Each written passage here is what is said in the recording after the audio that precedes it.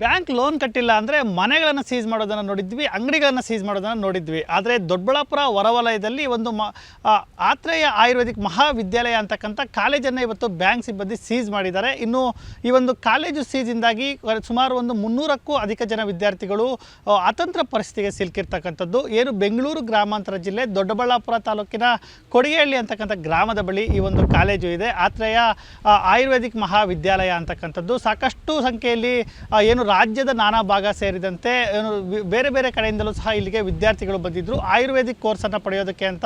ಇಲ್ಲಿ ದಾಖಲಾತಿಯನ್ನು ಸಹ ಪಡೆದುಕೊಂಡಿದ್ದರು. ಆದರೆ ಕಳೆದ 1 ತಿಂಗಳಿಂದಲೂ ಸಹ ಈ ಒಂದು ಕಾಲೇಜನ್ನು ಯೂನಿಯನ್ ಬ್ಯಾಂಕ್ ಸಿಬ್ಬಂದಿ ಸೀಸ್ ಮಾಡಲಾಗಿದೆ. ಅದರಲ್ಲೂ ಪ್ರಮುಖವಾಗಿ ಏನು ಕಾಲೇಜಿಗೆ ಕಟ್ಟುವಂಥ ಸಂದರ್ಭದಲ್ಲಿ ಆ ಲೋನನ್ನು ಮಾಡಿ ಆ ಲೋನ್ ಹಣವನ್ನು ಕಟ್ಟಿಲ್ಲ ಅಂತಕ್ಕಂಥ ಆರೋಪದ ಮೇಲೆ ಇದೀಗ ಬ್ಯಾಂಕ್ ಅವರು ಆ ಕಾಲೇಜನ್ನು ಸೀಸ್ ಮಾಡಿದ್ದಾರೆ ಅಂತಕ್ಕಂಥ ಆರೋಪ ಕೇಳಿ ಬರ್ತಾ ಇರ್ತಕ್ಕಂಥದ್ದು. ಈ ಹಿನ್ನೆಲೆಯಲ್ಲಿ ಕಳೆದ 1 ತಿಂಗಳಿಂದಲೂ ಸಹ ಒಂದು ವಿದ್ಯಾರ್ಥಿಗಳಿಗೆ ಕ್ಲಾಸಸ್ ನಡೀತಾ ಇಲ್ಲ.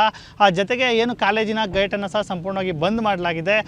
ಏನೊಂದು ಬ್ಯಾಂಕ್ ಸಿಬ್ಬಂದಿ ಏನೊಂದು ಕಾಲೇಜನ್ನು ಬೀಗ ಹಾಕಿ ಸೀಸ್ ಮಾಡಿದೆ. ಹೀಗಾಗಿ ಏನು ಒಳಗಡೆ ಟ್ರೆಸ್ಪಾಸ್ ಸಹ ಮಾಡಿದೆ, ಕೇಸನ್ನು ಹಾಕೋದಾಗಿ ಒಂದು ನೋಟಿಸ್ ಬೋರ್ಡನ್ನು ಸಹ ಹಾಕಿರ್ತಕ್ಕಂಥದ್ದು. ಈ ಹಿನ್ನೆಲೆಯಲ್ಲಿ ವಿದ್ಯಾರ್ಥಿಗಳು ಸಹ ಇದೀಗ ಕಾಲೇಜಿನಲ್ಲಿ ಇಲ್ಲ, ಇಲ್ಲಿಂದ ಬೇರೆ ಕಡೆ ಹೋಗಿದ್ದಾರೆ. 1 ವಾರ 2 ವಾರ ಇವತ್ತು ಓಪನ್ ಆಗುತ್ತೆ, ನಾಳೆ ಓಪನ್ ಆಗುತ್ತೆ ಅಂತೇಳಿ ಕಾದು ಸುಸ್ತಾದಂಥ ವಿದ್ಯಾರ್ಥಿಗಳು ಇದೀಗ 1 ತಿಂಗಳ ಮೇಲಾದರೂ ಸಹ ಒಂದು ಕಾಲೇಜು ಓಪನ್ ಆಗಿಲ್ಲ. ಜೊತೆಗೆ ಕಾಲೇಜಿನ ಆಡಳಿತ ಮಂಡಳಿಯಿಂದ ಯಾವುದೇ ಒಂದು ಸ್ಪಷ್ಟವಾದಂಥ ಒಂದು ಮಾಹಿತಿ ಸಹ ಇದೀಗ ಸಿಗ್ತಾ ಇಲ್ಲ.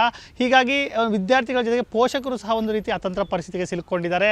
ಯಾಕಂದರೆ 4 ವರ್ಷಗಳ ಕೋರ್ಸ್ ಇದಾಗಿರುತ್ತೆ. ಆಯುರ್ವೇದಿಕ್ ಒಂದು ಕೋರ್ಸನ್ನು ಮಾಡಬೇಕಿದ್ರೆ ಕನಸುಗಳನ್ನು ಇಟ್ಟುಕೊಂಡು ಬಂದಂಥವರು ಇವತ್ತು ಅತಂತ್ರ ಪರಿಸ್ಥಿತಿಗೆ ಸಿಲುಕಿರ್ತಕ್ಕಂಥದ್ದು.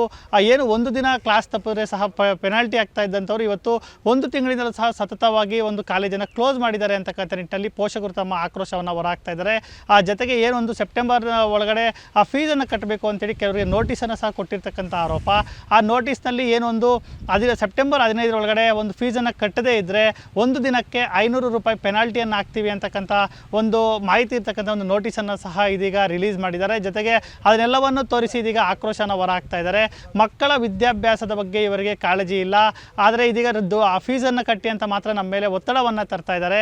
ಆ ಕಾಲೇಜ್ ಯಾವಾಗ ಓಪನ್ ಆಗುತ್ತೆ ಅಂತ ಕೇಳಿದರೆ ಆನ್ಲೈನ್ ಕ್ಲಾಸನ್ನು ಮಾಡ್ತಾ ಇದ್ದೀವಿ, ಆನ್ಲೈನ್ ಕ್ಲಾಸ್ ಮುಖಾಂತರ ಮಕ್ಕಳಿಗೆ ಒಂದು ಟೀಚ್ ಮಾಡ್ತಾ ಇದ್ದೀವಿ ಅಂತಕ್ಕಂಥ ಮಾತನ್ನು ಹೇಳ್ತಾ ಇದ್ದಾರೆ. ಆದರೆ ಆನ್ಲೈನ್ ಕ್ಲಾಸ್ನಲ್ಲಿ ಪ್ರಾಕ್ಟಿಕಲ್ ಇಲ್ಲದೆ ಎಷ್ಟರ ಮಟ್ಟಿಗೆ ಕಲಿಯೋದಕ್ಕೆ ಸಾಧ್ಯ ಆಗುತ್ತೆ ಅಂತಕ್ಕಂಥ ಒಂದು ಪ್ರಶ್ನೆಯನ್ನು ಸಹ ಇದೀಗ ಪೋಷಕರು ಆಗ್ತಾ ಇರ್ತಕ್ಕಂಥದ್ದು.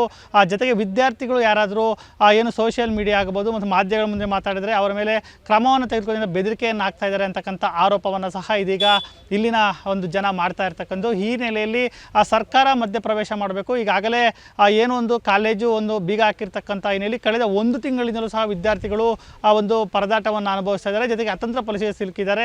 ಪೋಷಕರಿಗೆ ಯಾವುದೇ ರೀತಿಯ ನಿಖರವಾದಂಥ ಮಾಹಿತಿ ಸಿಗ್ತಾ ಇಲ್ಲ. ಜೊತೆಗೆ ಆ ಕಾಲೇಜು ಆಡಳಿತ ಮಂಡಳಿಯವರು ಯಾವುದೇ ಫೋನ್ ಕಾಲ್ಗಳನ್ನು ಸ್ವೀಕಾರ ಮಾಡ್ತಾ ಇಲ್ಲ ಅಂತಕ್ಕಂಥ ಒಂದು ಆರೋಪವನ್ನು ಇದೀಗ ಪೋಷಕರು ಮಾಡ್ತಾ ಇದ್ದಾರೆ. ಹೀಗಾಗಿ ಏನೊಂದು ಕಾಲೇಜು ಯಾವಾಗ ಓಪನ್ ಆಗುತ್ತೆ ಅನ್ನೋ ಮಾಹಿತಿ ಕೂಡ ಸಿಗ್ತಾ ಇಲ್ಲ. ನಮಗೆ ನ್ಯಾಯ ಕೊಡಿಸಿ ಮಕ್ಕಳ ಒಂದು ಭವಿಷ್ಯಕ್ಕೆ ಕುತ್ತು ಬರದಂತೆ ಒಂದು ಎಚ್ಚರ ವಹಿಸಬೇಕು ಅಂತಕ್ಕಂಥ ಒಂದು ಒತ್ತಾಯವನ್ನು ಇದೀಗ ಪೋಷಕರು ಮಾಡ್ತಾ ಇದ್ದಾರೆ. ಜೊತೆಗೆ ಈಗಾಗಲೇ ಏನು ಫೈನಲ್ ಇಯರ್ ಓದ್ತಾ ಇದ್ದಂಥ ವಿದ್ಯಾರ್ಥಿಗಳಿಗೆ ಬೇರೆ ಕಡೆ ಪರ್ಯಾಯವಾಗಿ ಎಕ್ಸಾಮ್ ಬರೆಯೋದಕ್ಕೆ ಒಂದು ಅವಕಾಶನ ಮಾಡಿಕೊಡಿ. ಆದರೆ ಮೊದಲನೇ ವರ್ಷ ಮತ್ತು 2ನೇ ವರ್ಷ ಅಡ್ಮಿಷನ್ ಪಡೆದುಕೊಂಡಂಥವ್ರು ಯಾವುದೇ ರೀತಿಯ ಒಂದು ಪರ್ಯಾಯ ವ್ಯವಸ್ಥೆಯನ್ನು ಸಹ ಮಾಡಿಲ್ಲ. ಹೀಗಾಗಿ ಅವರಿಗೆ ಪರ್ಯಾಯ ವ್ಯವಸ್ಥೆ ಆದರೂ ಮಾಡಿಕೊಂಡು ಬೇರೆ ಕಾಲೇಜಿಗೆ ನಮಗೆ ಸೀಟನ್ನು ಕೊಡುವ ನಿಟ್ಟಿನಲ್ಲಿ ಸರ್ಕಾರ ಒಂದು ಗಮನ ಹರಿಸಬೇಕು ಅಂತಕ್ಕಂಥ ಒಂದು ಒತ್ತಾಯವನ್ನು ಮಾಡ್ತಾ ಇದ್ದಾರೆ.